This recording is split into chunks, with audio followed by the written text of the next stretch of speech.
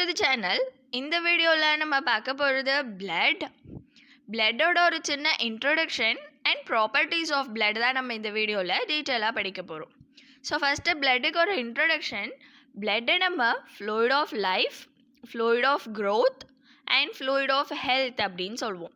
ஏன் இதுக்கு இந்த 3 பேர் இருக்குது அப்படின்னா, ஃப்ளூயிட் ஆஃப் லைஃப்னு ஏன் சொல்கிறோம் அப்படின்னா, உயிர் வாழறதுக்கு நம்ம உடம்புல முக்கியமான தேவை ஆக்சிஜன். ஒரு செல்லும் உயிர் வாழறதுக்கு ஒரு செல்லுக்கும் ஆக்சிஜன் தேவை. அப்படி உயிர் வாழறதுக்கு முக்கியமான தேவைப்படுற அந்த ஆக்சிஜனை லங்ஸ்லேருந்து ரிசீவ் பண்ணி பாடியில் இருக்கிற எல்லா செல்ஸ்க்கும் கொண்டு போய் சப்ளை பண்ணுற வேலை பிளட் தான் செய்யுது. அதனால் இதை நம்ம ஃப்ளூயிட் ஆஃப் லைஃப் அப்படின்னு சொல்கிறோம். அடுத்தது ஃப்ளூயிட் ஆஃப் க்ரோத்துன்னு ஏன் சொல்கிறோம் அப்படின்னா, வளர்ச்சிக்கு தேவைப்படுற நியூட்ரியன்ஸை நம்ம டைஜஸ்டிவ் சிஸ்டம்லேருந்து அப்சார்ப் பண்ணி பாடியில் இருக்கிற எல்லா செல்ஸ்க்கும் கொண்டு போய் சப்ளை பண்ணுறதும் இந்த பிளட் தான். ஸோ நியூட்ரியன் சப்ளையும் இந்த பிளட் தான் பண்ணுதுங்கிறதுனால தான் இதை ஃப்ளூயிட் ஆஃப் க்ரோத் அப்படின்னு சொல்கிறோம். அடுத்தது ஃப்ளூயிட் ஆஃப் ஹெல்த் அப்படின்னு ஏன் சொல்கிறோம் அப்படின்னா, நம்ம ஆரோக்கியமாக இருக்கணும், ஹெல்த்து மெயின்டைன் ஆகணும்னா நம்ம உடம்புல 2 விஷயம் நடக்கணும். என்ன, புதுசாக எதுவும் வியாதி வராமல் இருக்கணும், பழைய வேஸ்டேஜ் எல்லாம் டைமுக்கு ரிமூவ் ஆகணும். இந்த 2 வேலையுமே பிளட் தான் பண்ணுது. நம்ம உடம்புல ஏதாவது ஒரு டிசீஸை காஸ் பண்ணுற வைரஸோ பாக்டீரியாவோ உள்ளே வந்துச்சுன்னா நம்ம பிளட்டில் இருக்கிற WBC செல்ஸ் தான் அந்த வைரஸையோ பாக்டீரியாவையோ எதிர்த்து போராடி நம்ம பாடியை இன்ஃபெக்ஷன்லேருந்து ப்ரிவெண்ட் பண்ணுது. ஸோ பாடியில் புதுசாக டிசீஸ் டெவலப் ஆகாமல் பார்த்துக்கிறதும் இந்த பிளட்டு. அடுத்தது வேஸ்ட் ரிமூவல். நம்ம உடம்புல இருக்கிற வேஸ்ட்டை ரிமூவ் பண்ணுற வேலை யாரோடது? கிட்னியோடது. கிட்னி தான் நம்ம பாடியில் இருக்கிற வேஸ்ட்டெல்லாம் ரிமூவ் பண்ணி யூரினில் வெளியில் அனுப்பும். நம்ம பாடியில் எல்லா இடத்துலையும் ப்ரொடியூஸ் ஆன வேஸ்ட் எல்லாத்தையும் கொண்டு வந்து கிட்னியில் சேர்க்கறது பிளட்டோட வேலை. So waste removal and disease வராமல் ப்ரிவெண்ட் பண்ணுறது, இது 2 வேலையுமே பிளட்டு தான் பண்ணுதுங்கிறதுனால இந்த பிளட்டை நம்ம ஃப்ளூயிட் ஆஃப் ஹெல்த் அப்படின்னு சொல்கிறோம். ஸோ அடுத்த பாயிண்டில் என்ன சொல்கிறேன் அப்படின்னா, blood is a connective tissue in the fluid form. Fluid ஃபார்ம்னா என்ன? லிக்விட் ஃபார்மில் இருக்கிறதுனால, தண்ணி மாதிரி இருக்கிறதுனால அதை ஃப்ளூயிட் ஃபார்ம் அப்படின்னு சொல்கிறோம். கனெக்டிவ் டிஷ்யூன்னு ஏன் சொல்கிறோம்? எதையாவது 2 பொருளை கனெக்ட் பண்ணால் தானே அதுக்கு பேர் கனெக்டிவ் டிஷ்யூன்னு நம்ம சொல்லணும். இது ஏன் நம்ம கனெக்டிவ் டிஷ்யூன்னு சொல்கிறோம் அப்படின்னா, இப்போ நம்ம மேலே சொன்ன மாதிரி லங்ஸையும் நம்ம எல்லா செல்ஸ் கூடயும் கொண்டு போய் கனெக்ட் பண்ணுது. அதே மாதிரி எல்லா செல்ஸ்லேயும் ப்ரொடியூஸ் ஆன கார்பன் டை ஆக்சைடை திருப்பி எடுத்துகிட்டு போய் லங்ஸில் கொடுத்து வெளியேற்றுறதும் பிளட் தான். நம்ம உடம்புல இருக்கிற எல்லா வேஸ்டேஜையும் கொண்டு போய் கிட்னியில் சேர்க்குறதும் பிளட். ஸோ உள்ளே இருக்கிற ஒரு ஆர்கனையும் ஒன்று கனெக்ட் பண்ணுறதுனால தான் இது நம்ம கனெக்டிவ் டிஷ்யூ இந்த ஃப்ளூயிட் ஃபார்ம் அப்படின்னு சொல்கிறோம். அடுத்தது காம்போசிஷன் ஆஃப் பிளட். ப்ராப்பர்ட்டிஸ் புரியறதுக்கு காம்போசிஷனோட பேசிக் தெரிஞ்சிருக்கணும். நான் காம்போசிஷன் டீட்டெயிலாக எக்ஸ்பிளைன் பண்ணல, சிம்பிளாக எக்ஸ்பிளைன் பண்ணுறேன். பிளட்டோட காம்போசிஷன் புரிஞ்சுக்கிறதுக்கு நம்ம ஒரு எக்ஸாம்பிள் எடுத்துக்கலாம். இப்போது ஃபார் எக்ஸாம்பிள் சாம்பார் அப்படின்னு சாம்பாரில் நம்ம என்ன போடுவோம்? பேசிக்காக சாம்பாரில் என்ன இருக்கும்? வாட்டர். ஸோ சாம்பாரோட பேசிக் காம்போனன்ட் வாட்டர். அது மேலே நம்ம என்ன போடுவோம்? பருப்பு போடுவோம், காய்கறி போடுவோம் இல்லையா? ஸோ சாம்பாரில் பேசிக் காம்போனன்ட் வாட்டர் அண்ட் அதில் இருக்கிற சாலிட் திங்ஸ் பருப்பு அண்ட் காய்கறி. அந்த மாதிரி நம்ம பிளட்டில் பார்த்தா பேசிக் காம்போனன்ட் பிளாஸ்மா அப்படின்னு சொல்லுவோம். பிளாஸ்மா முக்கால்வாசி வாட்டர் தான், கிட்டத்தட்ட தண்ணி மாதிரியே இருக்கும், அதுதான் பிளாஸ்மா. பிளட்டோட basic composition plasma.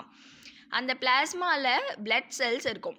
நம்ம தண்ணி ஊற்றின சாம்பாரில் காய்கறிலாம் மிதக்கிற மாதிரி பிளட்டோட பிளாஸ்மாவில் பிளட் செல்ஸ் எல்லாம் மிதக்கும். ஸோ பிளட்டோட பேசிக் காம்போசிஷன் பிளாஸ்மா. அதில் இருக்கிற formed elements blood cells. Formed elements அப்படின்னு நம்ம ஏன் சொல்கிறோம் அப்படின்னா, பிளாஸ்மா புதுசாக உருவாகாது, டெய்லி உருவாக போகிறதில்ல. ஆனால் நம்மளோட பிளட் செல்ஸ் எல்லாம் டெய்லி உருவாகும். பிளட் செல்ஸில் 3 வகை இருக்குது: RBC, WBC அண்ட் பிளேட்லெட்ஸ். இந்த 3 பிளட் செல்ஸுமே ஃபார்ம் ஆகி டெஸ்ட்ராய் ஆகும். அதனால் இதை நம்ம ஃபார்ம்ட் எலமெண்ட்ஸ் அப்படின்னு சொல்கிறோம். பிளாஸ்மா தான் பிளட்டோட பேசிக் காம்போசிஷன். ஸோ அதை நம்ம பேசிக் காம்போசிஷன் என்ன? இப்போது சாம்பாரில் தண்ணி தான் பேசிக்கான பொருள், அந்த மாதிரி பிளட்டில் பிளாஸ்மா தான் பேசிக்காக இருக்கிற பொருள். அதனால் நம்ம பிளாஸ்மாவை பேசிக் காம்போசிஷன் ஆஃப் பிளட்ன்னு சொல்லுவோம். பிளட் செல்ஸை ஃபார்ம்ட் எலமெண்ட்ஸ் ஆஃப் பிளட் அப்படின்னு சொல்லுவோம். ஸோ பிளாஸ்மா அண்ட் இந்த 3 டைப்ஸ் ஆஃப் பிளட் செல்ஸ் இதெல்லாம் மிக்சடாக இருக்கிறது தான் பிளட்டோட காம்போசிஷன் இதுதான். அடுத்தது நம்ம ப்ராப்பர்ட்டிஸ் ஆஃப் பிளட் பார்க்க போகிறோம். ப்ராப்பர்ட்டிஸில் ஃபஸ்ட்டு பார்க்க போகிறது கலர் ஆஃப் பிளட். பிளட்டோட கலர் ரெட்டாக தான் இருக்கும்.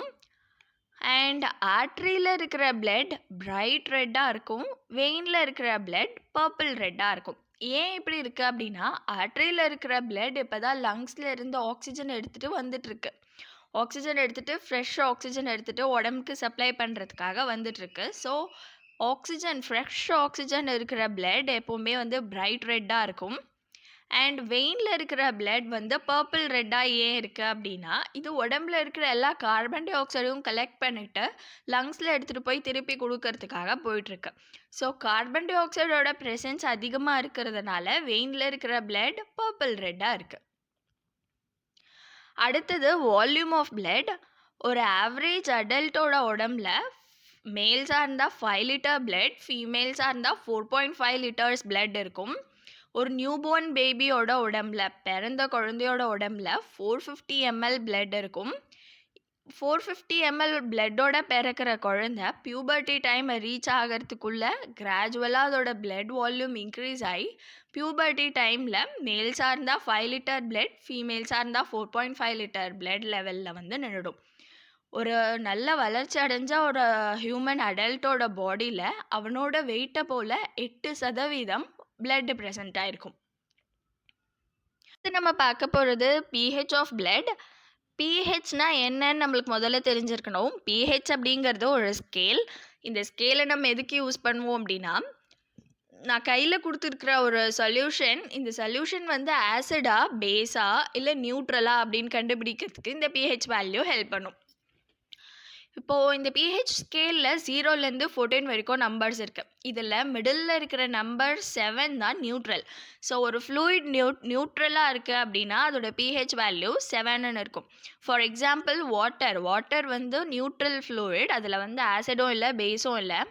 ஸோ அதோட pH வேல்யூ 7 அப்படின்னு சொல்லுவோம். இந்த pH வேல்யூ டிக்ரீஸ் ஆக 7லேருந்து டிக்ரீஸ் ஆக அந்த ஃப்ளூயிடோட தன்மை அசிடிக்காக இருக்குது. 7லேருந்து இன்க்ரீஸ் ஆக அந்த ஃப்ளூயிடோட தன்மை ஆல்கலைனாக இருக்குது. ஸோ ஃபார் எக்ஸாம்பிள் 2ன்னு எடுத்துக்கிட்டா, pH 2 இருக்கிற ஒரு ஃப்ளூயிட் வந்து லைம் ஜூஸ். ஸோ லெமன் ஜூஸோட pH வேல்யூ 2. அப்போ லெமன் ஜூஸ் அந்த அளவுக்கு அசிடிக்காக இருக்குதுன்னு அர்த்தம். 7 நியூட்ரல், ஃபார் எக்ஸாம்பிள் வாட்டர். இப்போ வந்து சோப் எடுத்துக்கிட்டால் அதோட pH வேல்யூ 12. ஸோ சோப் அந்த அளவுக்கு ஆல்கலைனாக இருக்குது அப்படின்னு அர்த்தம். 7ல் இருந்தால் நியூட்ரல், ஏற ஆல்கலைன், இறங்க acid. So pH value of blood வந்து 7.4 அப்படின்னு கொடுத்துருக்காங்க. pH value of blood 7.4. 7 அப்படின்னா நியூட்ரல், 7.4னா slightly alkaline. So blood is slightly alkaline. அடுத்தது நம்ம ஸ்பெசிஃபிக் கிராவிட்டியை பற்றி பார்க்க போகிறோம். ஸ்பெசிஃபிக் கிராவிட்டி ஆஃப் பிளட்டை பற்றி நம்மளுக்கு தெரியறதுக்கு முன்னாடி டென்சிட்டினா என்ன, விஸ்கோசிட்டினா என்னன்னு தெரிஞ்சிருக்கணும். ஸோ டென்சிட்டினா என்னென்னா, இப்போது இது ஒரு லிக்விட். ஸோ லிக்விடில் இருக்கிற ஒரு மாலிக்யூலுக்கும் நடுவில் இருக்கிற கேப்பு எவ்வளோ இருக்குது அப்படின்னு பார்க்குறதுக்கு பேர் டென்சிட்டி. ஸோ ஒரு மாலிக்யூலுக்கும் நடுவில் எவ்வளோ கேப் இருக்குதுன்னு கால்குலேட் பண்ணுறதுக்கு பேர் டென்சிட்டி. ஒரு மாலிக்யூலுக்கும் நடுவில் ஃபோர்ஸ் இருக்கும். ஒரு மாலிக்யூலும் இன்னொரு மாலிக்யூலும் ஒன்று அட்ராக்ட் பண்ணும், ஒன்று இழுக்கும். அந்த மாதிரி இழுக்கிற ஃபோர்ஸுக்கு பேர் இன்டர் மாலிகுலார் ஃபோர்ஸ். ஒரு மாலிக்யூலும் இன்னொரு மாலிக்யூலும் இழுக்கிற ஃபோர்ஸுங்கிறதுனால இன்டர் மாலிகுலார் ஃபோர்ஸ். ஸோ ஒரு மாலிக்யூலுக்கும் இன்னொரு மாலிக்யூலுக்கும் நடுவில் இருக்கிற ஃபோர்ஸை நம்ம வந்து மெஷர் பண்ணால் அது விஸ்கோசிட்டி. ஒரு மாலிக்யூலுக்கும் இன்னொரு மாலிக்யூலுக்கும் நடுவில் இருக்கிற கேப்பை நம்ம மெஷர் பண்ணால் அது டென்சிட்டி.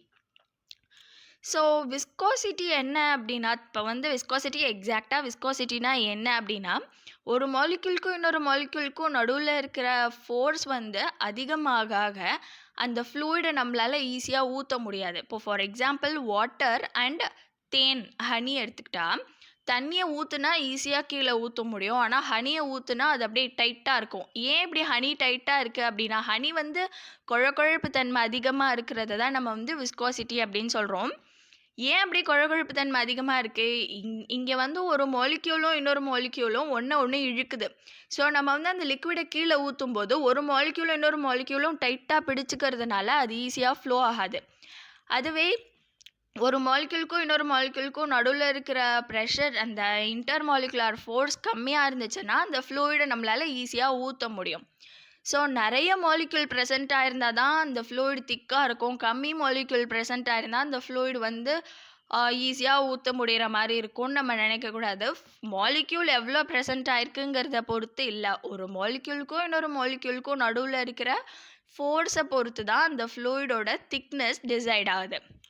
ஸோ ஒரு மாலிக்யூலுக்கும், இன்னொரு மாலிக்யூலுக்கும் நடுவுல இருக்கிற கேப்பு டென்சிட்டி. நடுவுல இருக்கிற ஃபோர்ஸ் விஸ்காசிட்டி. விஸ்காசிட்டி தான் thickness of fluid. So specific gravity of blood அப்படின்னா என்ன அப்படின்னா, ஸ்பெசிஃபிக் கிராவிட்டிக்கு இன்னொரு பேர் ரிலேட்டிவ் டென்சிட்டி அப்படின்னு சொல்லுவோம். ஸ்பெசிஃபிக் கிராவிட்டினா என்ன? இப்போ என் கையில் ஒரு ஃப்ளூயிட் கொடுக்குறாங்க, ஒரு சாம்பார் கொடுக்குறாங்கன்னு வச்சுக்கலாம். இப்போ நான் சாம்பாருக்கு ஸ்பெசிஃபிக் கிராவிட்டி கண்டுபிடிக்க போகிறேன். ஸ்பெசிஃபிக் கிராவிட்டி எப்படி கண்டுபிடிக்கணும் அப்படின்னா, நான் வந்து சாம்பாரோட டென்சிட்டியை கண்டுபிடிக்கணும். அதாவது சாம்பாருக்குள்ள ஒரு மாலிக்யூலுக்கும் நடுவில் இருக்கிற கேப்பை கண்டுபிடிச்சு வாட்டரோட டென்சிட்டியால் அதை டிவைட் பண்ணும். ஸோ மேலே வந்து சாம்பாரோட டென்சிட்டி, கீழே வாட்டரோட டென்சிட்டி, இது ரெண்டுத்தையும் போட்டு நான் டிவைட் பண்ணால் எனக்கு கிடைக்கிற ஆன்சர் தான் சாம்பாரோட ஸ்பெசிஃபிக் கிராவிட்டி. ஸோ என் கையில் எந்த ஒரு ஃப்ளூயிட் கொடுக்குறாங்களோ அந்த ஃப்ளூயிடோட ஸ்பெசிஃபிக் கிராவிட்டி எப்படி கண்டுபிடிக்கணும்னா, அந்த ஃப்ளூயிடோட டென்சிட்டி டிவைடட் பை வாட்டரோட டென்சிட்டி, ரெண்டுத்தையும் போட்டு நம்ம டிவைட் பண்ணும்போது நம்மளுக்கு கிடைக்கிற வேல்யூ தான் நம்ம கையில் கொடுத்த ஃப்ளூயிடோட ஸ்பெசிஃபிக் கிராவிட்டி. ஸோ இங்கே வந்து பிளட்டோட ஸ்பெசிஃபிக் கிராவிட்டி 1.053 to 1.061 அப்படின்னு இருக்கும். இங்கே அடுத்து என்ன கொடுத்துருக்கான்? Specific gravity of plasma, specific gravity of blood cells அப்படின்னு கொடுத்துருக்கான். ஸோ டோட்டல் பிளட்டை நம்ம எதுவுமே பிளட்லேருந்து பிரிக்காமல் டைரெக்டாக அதோட டென்சிட்டியை கண்டுபிடிச்சு அதை வச்சு ஸ்பெசிஃபிக் கிராவிட்டி கண்டுபிடிச்சா இந்த வேல்யூக்குள்ளே தான் நமக்கு ஆன்சர் வரும். இது என்ன specific gravity of plasma and blood cells அப்படின்னா, பிளட்டை வந்து பிரிப்பாங்க, தனித்தனியாக பிரிச்சிடலாம். நம்ம பிளட்டை வந்து பிளட் செல்ஸ் தனியாக, பிளாஸ்மா தனியாக நம்மளால் டிவைட் பண்ண முடியும். அப்படி டிவைட் பண்ணதுக்கு அப்புறமா அது இந்த தனித்தனி பொருளுக்கு டென்சிட்டி கண்டுபிடிச்சு அதோட ஸ்பெசிஃபிக் கிராவிட்டியை கண்டுபிடிச்சா நம்மளுக்கு இந்த வேல்யூ வரும். ஸோ நான் வந்து தெளிவாக சொல்கிறேன். இப்போ வந்து சென்ட்ரிஃபியூகேஷன் அப்படின்னு ஒரு ப்ராசஸ் இருக்குது. சென்ட்ரிஃபியூகேஷன் ப்ராசஸில் என்ன பண்ணுவாங்க அப்படின்னா, பிளட்டை ஒரு டெஸ்ட் டியூப்பில் கலெக்ட் பண்ணிடுவாங்க. கலெக்ட் பண்ண பிளட்டை ஒரு மினிட்க்கு 3000 டைம்ஸ் ரொட்டேட் பண்ணுற மாதிரி ஒரு எக்யூப்மெண்ட் இருக்குது, ஒரு மெஷின் இருக்குது. அந்த மெஷினுக்கு பேர் சென்ட்ரிஃபியூஜ். அந்த சென்ட்ரிஃபியூஜில் வச்சு சென்ட்ரிஃபிகேஷன் ப்ராசஸ் பண்ணுவாங்க. ஒரு மினிட்க்கு 3000 ரொட்டேஷன்ஸ் பண்ணும். ஃபாஸ்ட்டாக 3000 ரொட்டேஷன்ஸ் நடக்கும் அந்த மெஷின்குள்ளே. இப்படி ஒரு மினிட்க்கு 3000 rotations for 30 minutes, ½ an hour அந்த ப்ராசஸ் கேரி அவுட் ஆச்சுன்னா நம்ம பிளட்டில் இருக்கிற பிளாஸ்மா தனியாக, ஆர்பிசி தனியாக, டபிள்யூபிசி தனியாக பிரிஞ்சிடும். ஸோ இது பிஃபோர் சென்ட்ரிஃபிகேஷன், இது ஆஃப்டர் சென்ட்ரிஃபிகேஷன். ஸோ 30 மினிட்ஸ் இந்த மாதிரி ரொட்டேட் பண்ணதுக்கப்புறம் நம்ம பிளட்டில் இருக்கிற ஆர்பிசி செல்ஸ் எல்லாம் கீழே செட்டில் ஆகிடும். ஏன்னா அந்த ஆர்பிசி செல்ஸ்க்கு வெயிட் அதிகம். ஸோ ஆர்பிசி செல்ஸ் எல்லாம் கீழே செட்டில் ஆகிடும். பிளட்டோட பிளாஸ்மாலாம் மேலே போயிடும். இப்போ சாம்பாரே கூட நம்ம கொஞ்ச நேரம் எடுக்காமல் வச்சுட்டா பருப்பெல்லாம் அடியில் போய் தங்கிடும், மேலே தண்ணி மட்டும் நிற்கும் இல்லையா? அந்த மாதிரி நம்மளுக்கு அங்கே சாம்பாரில் தண்ணி தான் பேசிக் காம்போசிஷன், அந்த மாதிரி பிளட்டில் வந்து பிளாஸ்மா தானே பேசிக் காம்போசிஷன். ஸோ அந்த பிளாஸ்மாலாம் மேலே நின்றுடும், ஆர்பிசியும் ஒயிட் பிளட் செல்ஸும் கீழே போய் தங்கிடும். ஆர்பிசி தான் இருக்கிறதுலே வெயிட் ஜாஸ்தி, ஸோ அது அடியில் தங்கிடும். ஆர்பிசிக்கு மேலே ஒரு சின்ன லேயர், ஒயிட் கலரில் ஒரு லேயர் இருக்கும். இங்கே தான் பிளேட்லெட்ஸும் டபிள்யூபிசி செல்ஸும் செட்டில் டவுன் ஆகும். அதுக்கு மேலே பிளாஸ்மா வந்து நிற்கும். ஸோ இப்போ நான் வந்து பிளட்டை பிளாஸ்மா தனியாக, பிளட் செல்ஸ் தனியாக பிரிச்சுட்டேன். இப்போ தனியாக இந்த பிளாஸ்மாவுக்கு டென்சிட்டி கண்டுபிடிச்சு அதை வச்சு ஸ்பெசிஃபிக் கிராவிட்டி கண்டுபிடிக்கணும். ஆர்பிசிக்கு தனியாக, பிளட் செல்ஸ்க்கு தனியாக ஸ்பெசிஃபிக் கிராவிட்டி கண்டுபிடிக்கணும். அப்படி கண்டுபிடிச்சா பிளாஸ்மாவோட specific gravity 1.092 to 1.101 and blood செல்ஸோட ஸ்பெசிஃபிக் கிராவிட்டி இந்த வேல்யூவில் இருக்கும். இந்த வேல்யூ நம்ம மனப்பாடம் தான் பண்ணணும், ஆனாலும் ஸ்பெசிஃபிக் கிராவிட்டினா என்னன்னு ஓரளவுக்கு தெரிஞ்சிருக்கணுங்கிறதுனால இந்த எக்ஸ்பிளனேஷன். ஸோ அடுத்தது விஸ்காசிட்டி ஆஃப் blood. நான் வந்து ஏற்கனவே சொல்லிட்டேன் இல்லையா, விஸ்காசிட்டிக்கும் டென்சிட்டிக்கும் என்ன டிஃப்ரென்ஸ்னு. பிளட்டோட விஸ்காசிட்டி வாட்டரை விட 5 மடங்கு அதிகமாக இருக்கும்.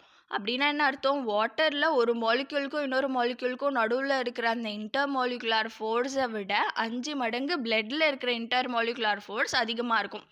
ஸோ வாட்டரை நம்ம ஊற்றுனா நமக்கு எவ்வளோ ஈஸியாக கீழே ஊற்ற முடியுதோ அதை போல் 5 மடங்கு திக்காக இருக்கும் நம்மளோட blood. ஸோ பிளட்டோட viscosity 5 times thicker than water.